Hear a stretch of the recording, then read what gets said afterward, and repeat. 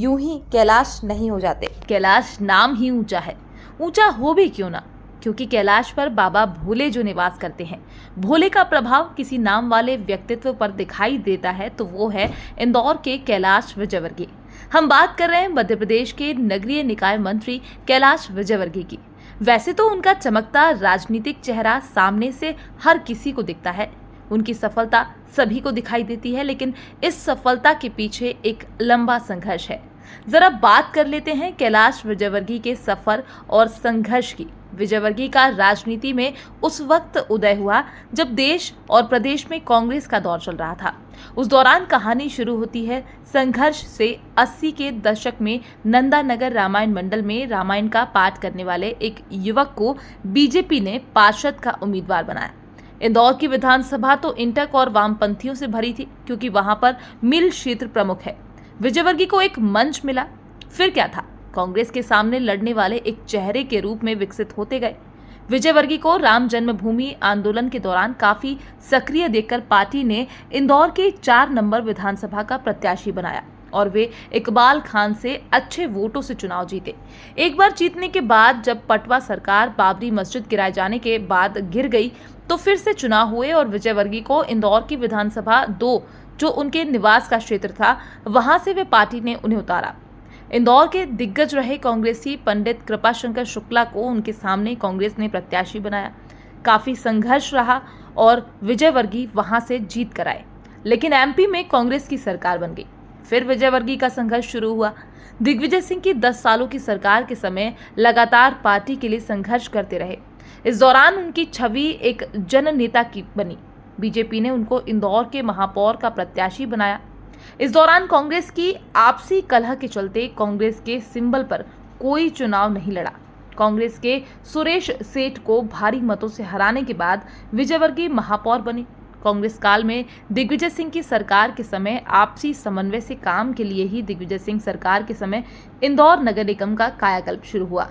इंदौर में नगर निगम को आत्मनिर्भर बनाने के लिए काम किए गए और नगर निगम की आमदनी बढ़ी। इसी दौरान केंद्र की एनडीए सरकार का आयोजन, जिसमें अटल बिहारी वाजपेयी जी का आगमन और उसमें विजयवर्गीय की भूमिका ने पूरे देश के बीजेपी में अपना स्थान बना दिया। इसी दौरान विजयवर्गीय ने पूरे देश के महापौरों का आयोजन इंदौर में किया, जो अपने आप में ऐतिहासिक था।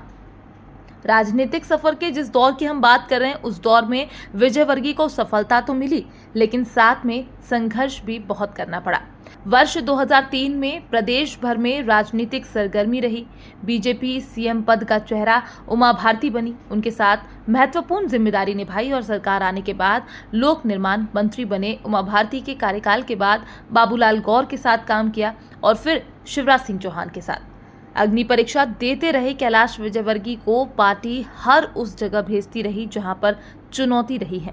वर्ष 2008 में लगातार 2 बार से कांग्रेस के कब्जे में रही सीट महू भेजा, जहां काफी संघर्ष के बाद जीत ही गए। वर्ष 2013 में भी ऐसा ही रहा। राजनीतिक जानकार बताते हैं कि शिवराज सिंह के प्रदेश अध्यक्ष के चुनाव में महत्वपूर्ण भूमिका निभाने वाले विजयवर्गीय की शिवराज काल में जैसी पटरी बैठना चाहिए नहीं बैठी। इसी दौरान बीजेपी ने राष्ट्रीय महासचिव की जिम्मेदारी दी। पार्टी ने हरियाणा का प्रभारी बनाया तो भाजपा वहां से जीत कर आई। इसके बाद विजयवर्गीय ने प्रदेश मंत्रिमंडल से इस्तीफा दिया। संघर्ष की बात करें तो विजयवर्गीय का संघर्ष जारी रहा। अब उनको पश्चिम बंगाल संगठन का प्रभार मिला। काफी संघर्ष रहा। पार्टी को लोकसभा में सफलता मिली, जो आजादी के बाद पहली बार था उस राज्य में, लेकिन राज्य में सरकार नहीं बन पाई। वर्ष 2018 विधानसभा चुनाव रहा, जिसमें वे चुनाव नहीं लड़े। संघर्ष यहीं खत्म नहीं हुआ। इसी साल कांग्रेस मध्य प्रदेश में सत्ता में आ गई और संघर्ष शुरू हुआ।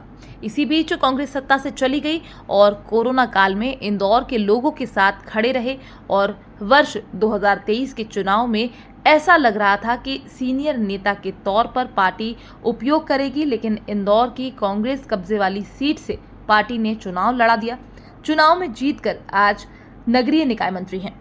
कुल मिलाकर कैलाश विजयवर्गीय के कैलाश जैसे विराट व्यक्तित्व को बनने में संघर्ष की लंबी गाथा है।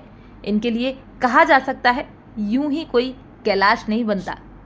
जनसंसार न्यूज नेटवर्क की पूरी टीम की ओर से कैलाश जी, आपको जन्मदिन की बहुत बहुत शुभकामनाएं।